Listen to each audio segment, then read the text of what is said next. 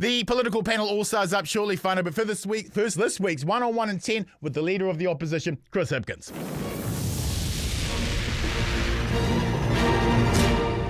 Kia ora, comrade. Welcome to the show and thank you for being available to the Fourth Estate. Your democracy is grateful. Always great fun to talk to you, Bomber. How are you going? I'm not arrested yet, brother. Comrade, we have this insane situation whereby the Foreign Minister of New Zealand is starting diplomatic fights with our largest trading partner to justify being racist to a Green Party MP. How untenable is Winston as Foreign Minister? Oh, it's completely untenable for Winston Peters to be Foreign Affairs Minister at this point. You know, look, Jim Bolger had the courage and the principles to sack Winston Peters. Jenny Shipley had the courage and principles to sack Winston Peters. Helen Clark, when the time came and the pressure came on, she stood Winston Peters down from cabinet. Winston Peters has well and truly crossed the line here. What differentiates Christopher Luxon from those other three prime ministers that I just mentioned? He won't do his job, which would, if he was doing it, result in Winston Peters being stood down at the very least right at the moment. Mark Mitchell and Nicola Willis have all hinted that sacking Winston would start a snap election. Is that cowardice or leadership? And have you ruled out working with Winston? I've made it very clear. Winston Peters will not be serving as Minister of Foreign Affairs in any government that I lead. He cannot do that. You can't go around insulting our largest trading partner, not to mention every Kiwi Chinese person who, frankly, is now being subjected to even more emboldened racism in New Zealand, right. Not to mention the fact that our Indian community was already being subjected to emboldened racism because of the comments of Winston Peters and Shane Jones. You cannot be Minister of Foreign Affairs and engage in that kind of behaviour. Combine this racist rant with the desire by New Zealand First to strip 700,000 permanent residents of their voting rights, plus their cash bonus for pure-blood Kiwis to have more babies. How is this anything other than pure xenophobia by New Zealand First in election year?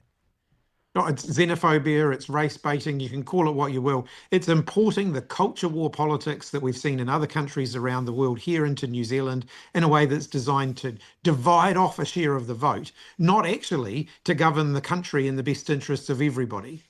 Working mums and dads absolutely need more support. We should nationalise ECE instead of the oligopoly it is now and provide working mums and dads free early childhood care. We should extend parental leave. We should allow more whānau to be caregivers for babies until they can be taken in by ECE. Winston's ethno-baby bonus, however, is there to make the right kind of babies, not support working parents. What happens if a permanent resident has a baby with a Kiwi and they get the baby bonus, but the mother has another baby with another permanent resident? That baby gets no baby bonus. Isn't New Zealand First, with this idea, actively creating two classes of New Zealander?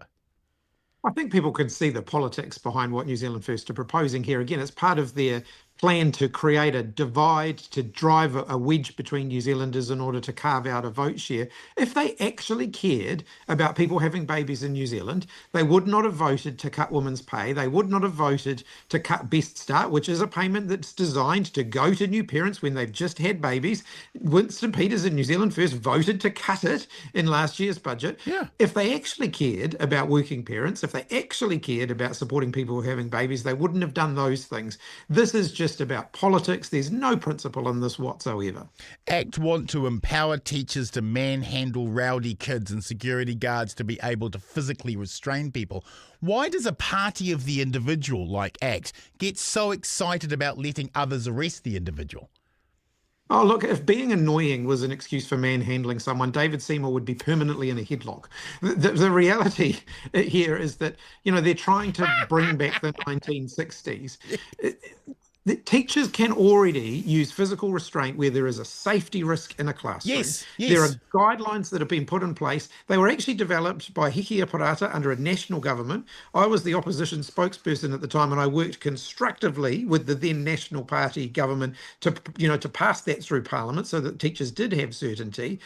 ACT wants to throw all that out of the window.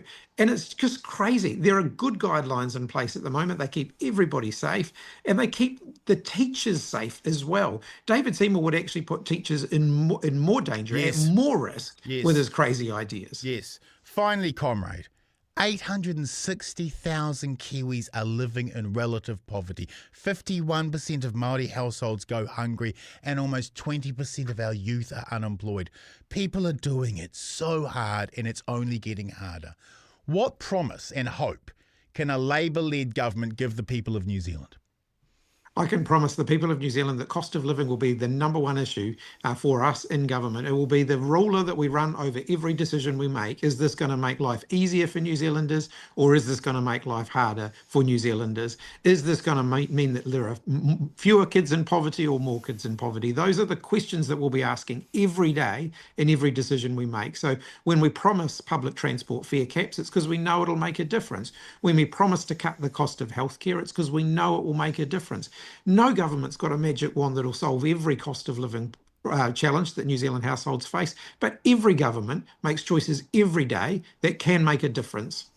Amen. Thank you so much, Chris, for your insight and oversight. We'll talk again with you next month, comrade. Great to talk to you, Bomber. Be well. Thanks, brother.